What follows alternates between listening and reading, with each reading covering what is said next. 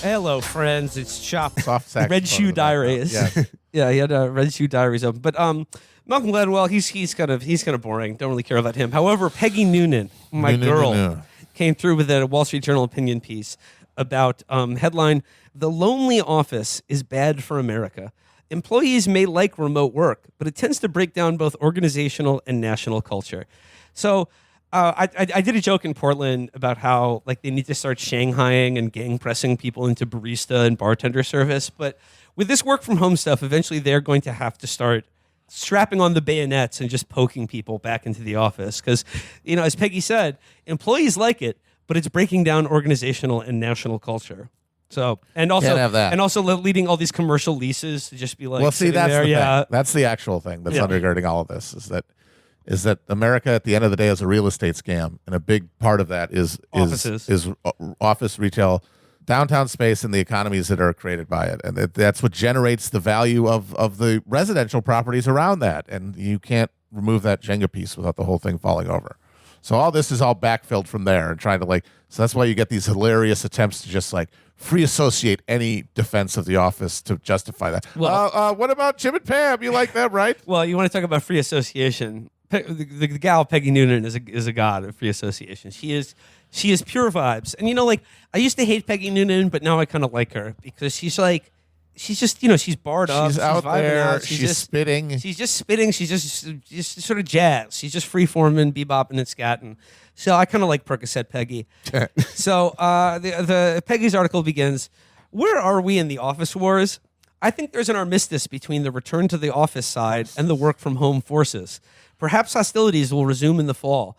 Bosses are hoping the old reality will snap back as the drama of 2020 through 2022 recedes. That people will start to feel they need to come back or can be made to. The work from home people are dug in, believing they're on the winning side, that the transformation of work in America, which had been going remote for years, was simply sped up and finalized by the pandemic. In this tight job market, they have the upper hand. Employers are fighting for talent. Fire me, I'll get a better job tomorrow, and you'll get 50 hours with HR onboarding my replacement. The balance of power will change if the slowing economy leads to layoffs and hiring freezes." Fingers crossed. If that happens. Fingers crossed. If that happens. Oh, gee, I wonder if they're going to make that happen or not. Yeah, no, it's like, one say you could say the two sides of this fight are not work from home people or work from the office people. It's employees and employers. Right, yeah. I wonder who's going to get the upper hand. She says, the benefits of working from home are obvious. Freedom, no commute. It's easier to be there for family, the dog, the dentist appointment. Less time wasted in goofy office-wide meetings. I wonder if there is another aspect, that office life was demystified by what began in the years before the pandemic.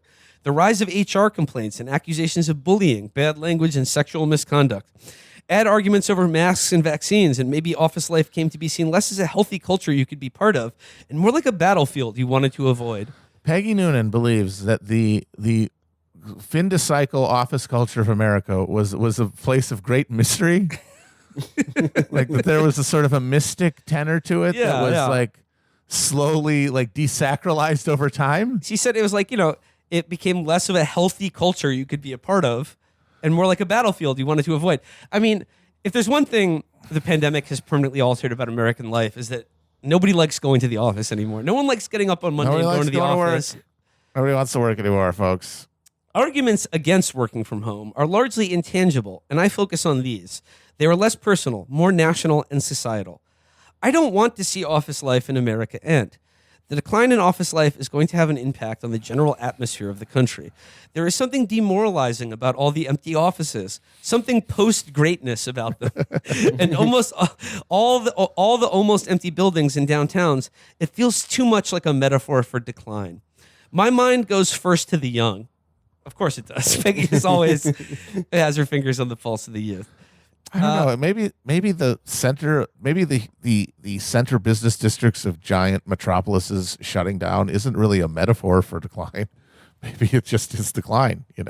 Just like the actual thing itself. My mind goes first to the young. People starting out need offices to learn a profession, to make friends, meet colleagues, find romantic partners, and mates. The Me Too movement did a lot of damage mentoring. The Me Too movement did a lot of damage to mentoring. Senior employees no longer wanted to take the chance, but the end of office life would pretty much do away with it. I like that Me Too. Me Too did a lot of damage to the mentoring system in America. That ancient Greek tradition. Yeah, it was like Plato, except if instead of Aristotle or whatever, it was a hot young woman. Yeah, they're doing fraudage. Look, it's. I'm just putting my dick between your thighs. There's no penetration involved. It's fine. It's normal. There will be less knowledge of the workplace, of what's going on, of the sense that you're part of a burbling ecosystem. I love to be in a burbling ecosystem. I mean, like, I feel like Malcolm Gladwell, Peggy Noonan, like the only people like who talk about office culture and being in the office like this are people who have the best jobs, right? And who barely go to an office. Yeah, they aren't part of any burbling system. Yeah, they show up once or twice a week.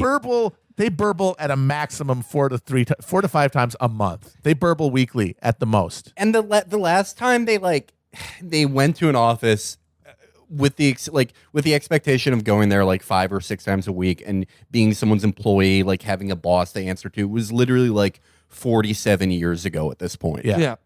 Like it may as well be a different country. Yeah, like they're remembering their times at the office, but they're actually remembering episodes of the Mary Tyler Moore Show. Yeah. I remember the day that the clown died and we all had to not laugh. It was really something. And I guess like we're talking here, if people with email jobs, Yes. people like anyone who has an email job, your job doesn't need to have an office, really. Mm-hmm. And I can understand there are benefits to going to the office. There are like, I'm not saying like it's totally ridiculous, these kind of intangible things about being face to face, like we are right now, like over Zoom. Sometimes a little something, a little je ne sais quoi is lost. But I think like, the benefits for a lot of people, like for instance, not having a commute, being more productive and like, being around your family are very real. But again, this only applies to email jobs. And the thing that I always remembered about working in an office or like any job with a real commute is that like you go there and you're getting paid only for the hours you're in the office. Like that's what your salary is, not for the commute. So that when you leave at the end of the day, you're just thinking like, okay, I got to get home now. And that's like another hour. And it's just this feeling of like, I will have, if I'm lucky, 2 hours to look at the good screen before I have to wake up and it just starts all over again. It's this feeling of like your time is not your own. And if you're working at home, you could do work and home stuff at the same time, because like the big joke about most office jobs is that there's like a maximum of about 3 hours of work to do of a day. If you were insanely productive and drilled down and took like 3 Adderall, you could do all your work and it would take probably 3 hours. Like to fill an 8-hour workday, most of the time it's just people pretending to look busy. But I mean, there is an insidiousness though to the work from home thing, which is very true. It makes your home your fucking office. Like it does demystify your home. Like that is actually a zone of mystery that has been demystified by the fact that now your like entire work life is integrated into it. I do think though that this pretty broad push among employers and their mouthpieces to get people back into office certainly shows what capital thinks of the revolutionary potential and the organizing potential of email workers in an office environment. Yeah. Because like you would think that they would welcome, oh yeah, everyone go to your homes. Perfect. You never see each other. You never talk to one another. This is ideal. You're never going to like discuss salary in the break room and give me a trouble. They clearly have weighed the risks, and it's like whatever we're costing, the sweet green down the road is worth more to the economy and to our numbers broadly than whether or not these people can get together and compare notes in their exploitation. Because at the end of the day, we don't think they're going to do anything about it. We think that they're going to be more comfortable, or they're going to be more grateful to have a job where they get to sit in an office and do emails than the alternative. And it's like, I can't blame anybody for assuming that. That's called, they're going to be burbling. They're going to burble. They're going to burble. What's the alternative to burbling? Just being like sort of like a still, like sort of like brackish pond. Yeah. There will, as Peggy says, there will be fewer deep friendships, antagonisms, real and daily relationships. Work will seem without depth, flat as a Zoom screen, less human. Without offices, you'll lose a place to escape from your home life. I mean, that is true, actually. Like, I mean, like the height of like American office culture, like Mad Men. Like the office was just a place where you could cheat on your wife. Yeah, it was awesome. I think what she's doing is she's complaining about the real nature of work revealing itself over time. It's like, oh no. Which is flat. The ritual fantasies that give this illusion of depth, illusion of friendship, illusion of life and texture that are actually just this hologram on top of a dreary process of labor exploitation. Oh no, all of the glamour is going away. What's going to be left? And I think that's what a lot of these people at the end of the day are freaking out about, is that a lot of the glamours, a lot of the ritualized veils and screens that have gotten between us and the real nature of our relationship to each other and to capital and technology are being torn up, and they don't like that. They do not want people to see beyond that curtain. Now, you could argue it doesn't matter. We're too gone to do anything with this knowledge, but these are people who have spent their entire life thinking that the shaping of common beliefs and the shaping of public opinion is a worthy and meaningful goal. And so they're going to keep trying to do it. They're going to keep trying to insist that you pay no attention to the man behind the curtain. My guess is the end of The Office will lead to a decline in professionalism across the board. Oh, no, not professionalism. You learn things in the hall from the old veteran. You understand she's watching your progress. You want to come through with your excellence. With her down the hall, who will you be excellent for? She's talking about herself. Once again, yes. Who will be excellent for Peggy? All these people are describing growing up in office environments when there was the sky was the limit. Yeah. They all were last in offices when everyone in them believed in a ladder of success that they were all part of. When they were paying a freelancer $10,000 a word to go see a movie or something. These people lived without any sense of constraint. An assumption that every step would be a step up. I love the idea. Nobody working in an office now has that. I love the idea of Peggy's career is just at every point excellence was encouraged. Yeah, absolutely. That's why we got her golden froze. When she was sorting Reagan's jelly beans for him or turning in columns. My favorite Peggy Noonan column of all time was about how Elian Gonzalez was aided by dolphins coming to Miami, which were angels. Yep, the angel dolphins. Elian Gonzalez was saved by angel dolphins. It would have been so much funnier if the feds had gotten a dolphin in tactical gear to take him out of his mom's house, send him back to Cuba. They just strap a carabiner on him, put him in the dolphin, and just throw him in fucking Biscayne Bay. Just goes right back to Cuba, just dragging him the whole way. Dolphin giveth, the dolphin taketh away. Day of the dolphin. Yep. Peggy continues. There will likely in each company and organization be a decline in a sense of mission. Oh, no. A diluting of company spirit looks to me inevitable. Again, all of this is a consequence of the lack of any belief in a project. No, why are you going to believe in a company that is just shrinking down your life every day? Spirit, mission. They come from people and are established and imparted through being together, sharing a particular space, talking to each other spontaneously and privately, encouraging and correcting. Well, I mean, I know she's going to get into television in this column, but let's talk about the decline in office culture and sort of esprit de corps and camaraderie and professionalism. There's no more water cooler shows on TV. It's true. Streaming has done away with that. Once Gambo was over, no one's talking about the show come Monday. Everybody watches. Everyone's watching their own discrete little and their own timetables, so no one has one collective experience. Gambo is the last one. No. It's exactly. Everyone comes to office on the Monday, and they were either watching male-centered lean-in shows or female-centered kind of lean-back shows. Yeah.